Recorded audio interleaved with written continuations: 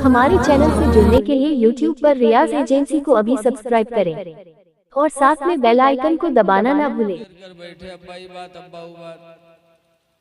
थोड़ी देर बाद बुढ़वा कहा दे भैया रे अभी हम बचपे न मर जाए। तो लड़के कहें तब अब्बा। तो बुढ़वा कहा दे भैया रे जो हम मर जाए तो हमरे कफन में पुरान कपड़ा दियो नवा न दियो। लड़के कहें अब्बा यूं कहाँ हो सकत है। गांव वाले का कहें देखो बाप जमीन जायदाद सबके सो बाप मरा तो कफन नहीं दे पे पुरान कपड़ा कफन दी। तो बप्पा कहा था गांव वाले चक्कर में पड़ के काम का फंसाए दे रे तुम लोग। कहीं काहे अब्बा। कहीं रे पुरान कपड़ा में लपेट के रखो ताकि कब्र में जब मुनकर नकीर हिसाब ले आइए देखिए कफन पुरान। तो कहे तो बहुत पहले मर चुका है कि हिसाब होगा वही छोड़ो। तो छोड़ छाड़ चले जाइए और नवा कफन में लपेट के रखे जुड़ते जुड़ जाइए कि न जुटी हैं रे। ऐसे ऐसे दलाल बुढ़वा परे हैं कि जिंदगी भर तो दलाली करवे के ने मरे के बाद कब्रों में सोचा था कि हूँ दलाली कह के निकल जाइए। लेकिन यकीन जानो कब्र बड़ी कठिन मंजिल है। आला हजरत इमाम अहले सुन्नत फरमाते हैं जो आला हजरत बचपन से अल्हम्दुलिल्लाह वली। आला हजरत ने बहुत बचपने में रोजा रखा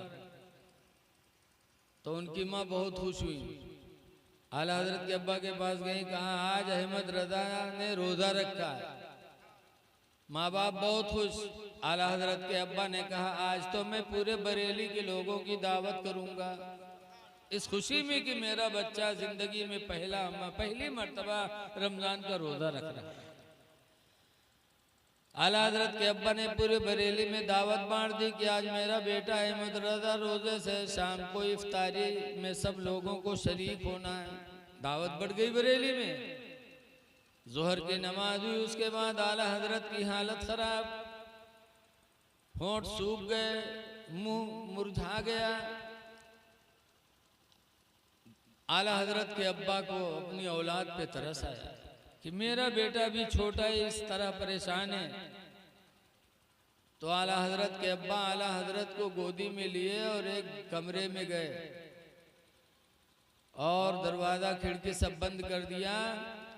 उसके बाद खीर थी खीर एक प्याली कहा बेटा देखो तुम रोजा से हो तुम्हारा हलक सूख चुका मुंह सूख गया है बेटा और भी इफ्तारी में काफी टाइम बाकी है। ये खीर है खा लो बेटा। दरवाजा बंद है ताकि कोई देख भी नहीं रहा है बेटा खा लो।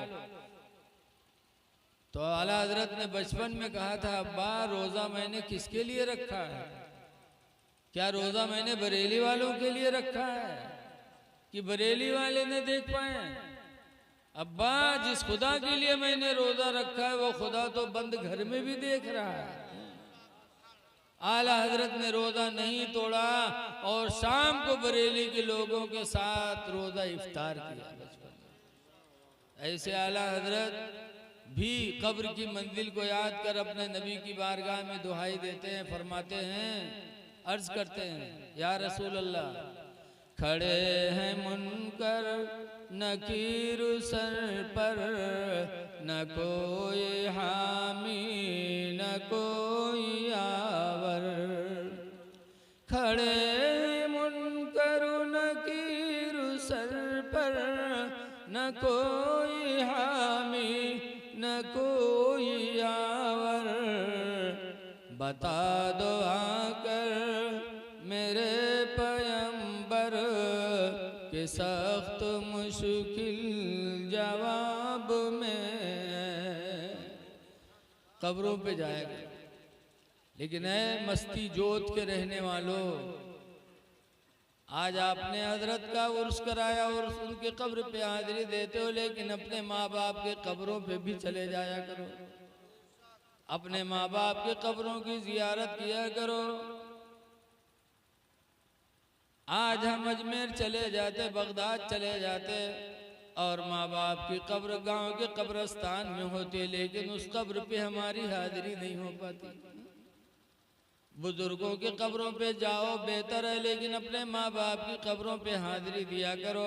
हदीस में है मंदारा कब्र अबुवैहि फी कुल्li यौमि जुमा, जो हर जुमा के दिन माँ बाप की कब्र की जियारत करे, फ़ग़फ़िर लहू मा तक़द्दम मिन ज़ंबि व मा तअख़्ख़रा, तो उसकी वजह से उसके अगले पिछले गुनाह माफ हो जाएंगे।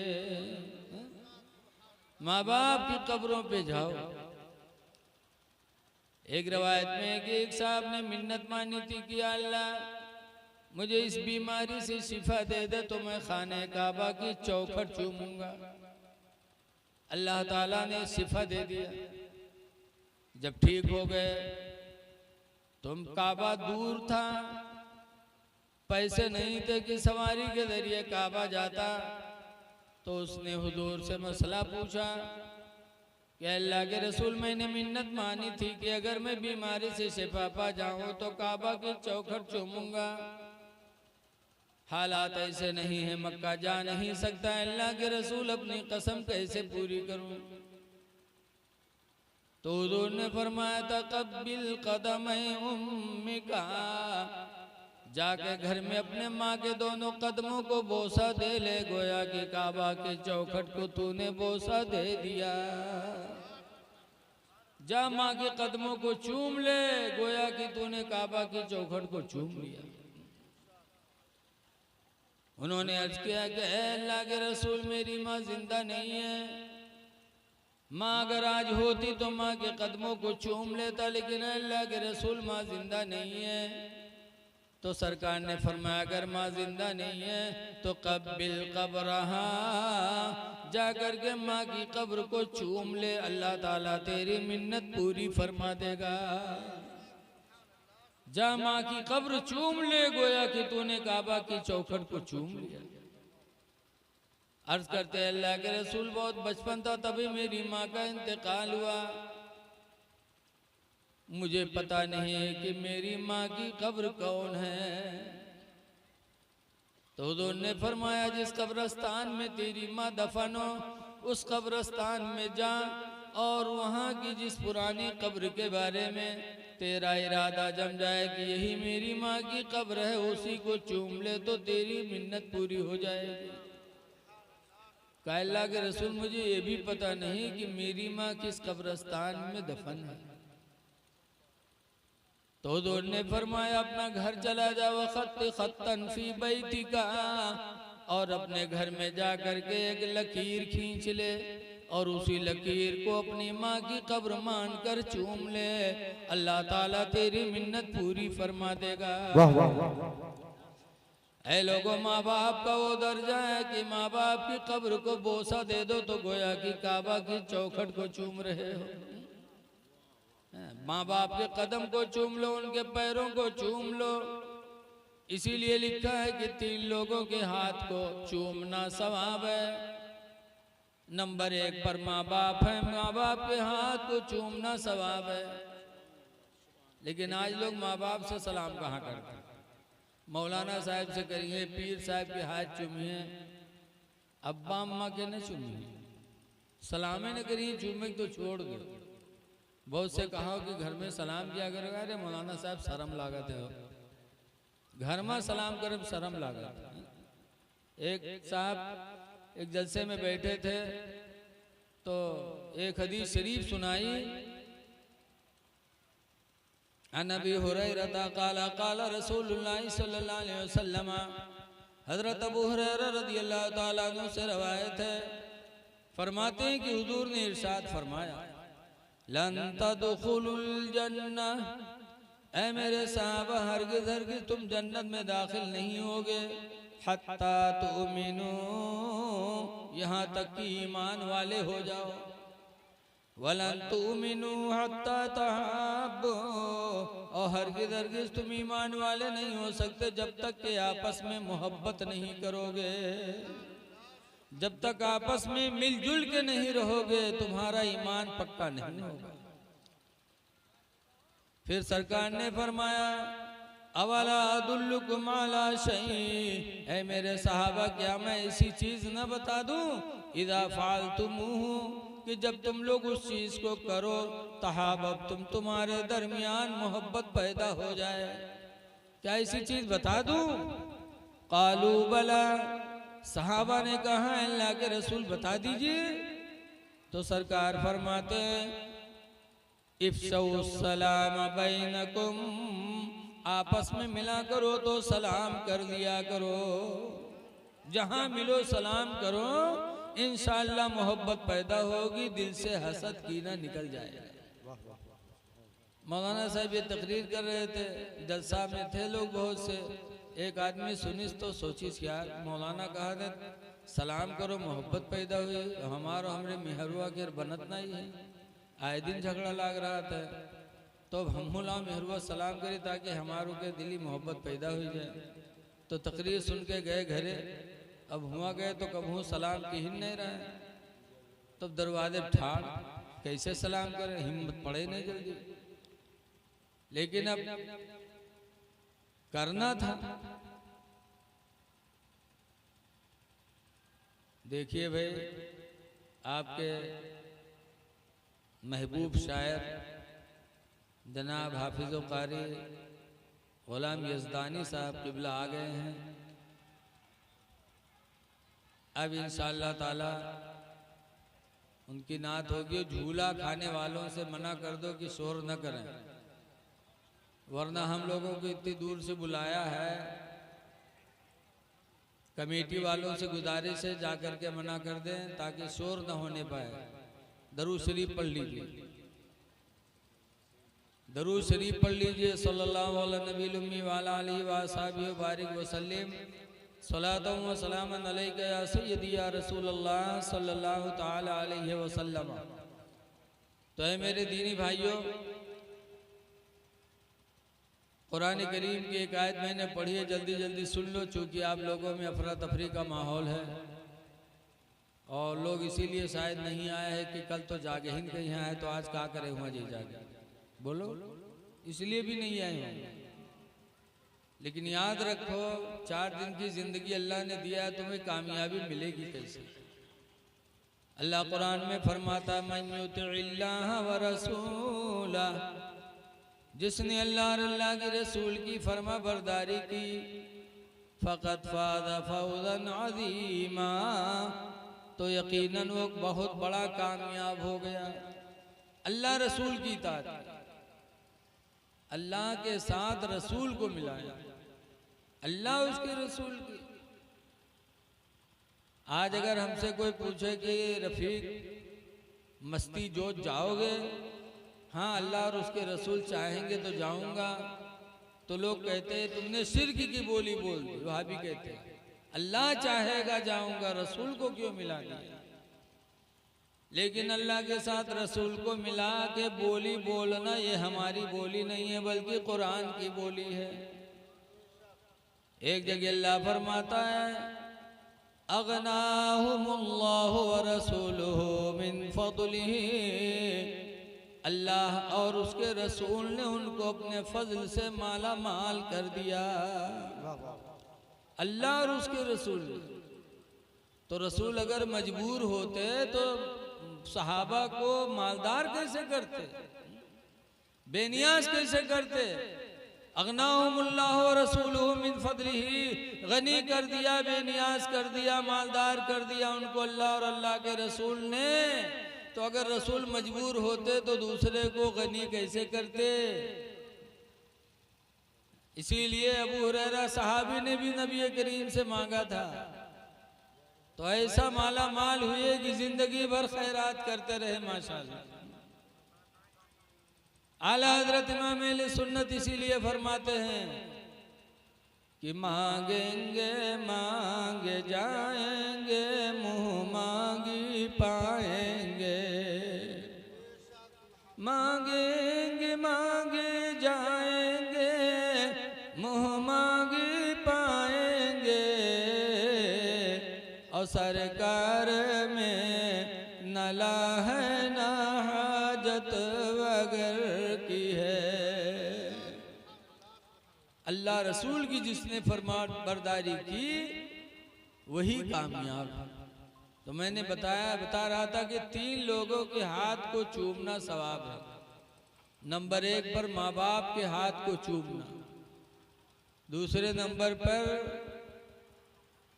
दीनी उस्ताद, अपना पढ़ाने वाला। दीनी उस्ताद में मौलाना साहब भी आ गए जो पढ़ाते हैं, और पीर साहब भी आ गए, क्योंकि पीर भी उस्ताद होता है, अच्छी बातों की तलकीन करता है। और तीसरे नंबर पर हाकिम इस्लाम। हाकिम इस्लाम के हाथ को चूमना मुसवाब है। तो ऐ लोगों, माँ बाप की कब्रों पे भी जाया करो। बुजुर्गों की कब्रों पे जाते हो तो माँ बाप की कब्रों पे भी जाया करो। और जिंदा रहें तो माँ बाप की खिदमत करो। जिंदगी में कबू न दो कुछ, भूखन मारो, लतियाओ तक मर जाए, तो के बाद कब्र पर जाओ फातिहा पढ़ो, तो वो फातिहा भी गड़बड़ ही है। जिंदगी में पहले उनको खुश करो। आज हम माँ बाप का हक अदा नहीं कर पाते, और कोई नहीं अदा कर पाएगा। कुरान करीम में अल्लाह फरमाता वख़फ़िद लहुमा जनाहज़ुल्लि मिनर रहमा। ऐ मेरे बंदो, माँ बाप के सामने जाया करो तो दोनों बाजुओं को रहम दिली से झुका लिया करो, झुका लो। तादीम है तादीम के अब्बा अम्मा आ जाए तो ऐसे कर लो। वक़ुल रब्बिरहम्हुमा कमा रब्बयानी सगीरा। और मेरे बंदे तो हमसे दुआ कर कि रब मेरे माँ बाप पर तू वैसे रहम फरमा जैसे दोनों बचपन में मेरे ऊपर रहम किया करते थे। दुआ भी करो माँ बाप के लिए, उनकी ताज़ीम भी करो। लेकिन देखा जाता है कि लड़का अगर प्रधान होगा तो पब्लिक गई है प्रधान जी के दी बैठे, और अब्बा से बेचारे से पानी ढवावा, अब्बा गिलास में पानी ले आओ, अब्बा चाय ले आओ। लड़का मौलाना साहब हैगा तो मौलाना से मिले वाले आए हैं तो अब्बा से मौलाना साहब पानी ढुलवा रहे हैं। ऐ लोगों, माँ बाप की तादीम करो। जिसने माँ बाप की तादीम की उसने अल्लाह और उसके रसूल की इताअत की, और जिसने इताअत की वही सबसे बड़ा कामयाब है। इस पुरफतन दौर में आज हम और आप दीन से कितना हट रहे हैं।